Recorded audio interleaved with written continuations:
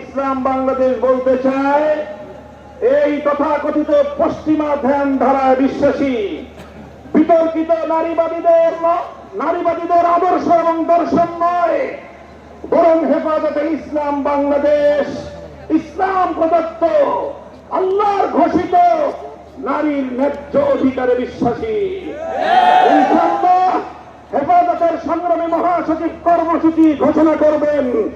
সারা বাংলাদেশ জুড়ে হেফাজতের নেতা কর্মীদেরকে আগামী মাসগুলোতে গোটা বাংলাদেশ জুড়ে নারীর ন্যায্য অধিকার আদায়ের জন্য মাঠে নামতে হবে।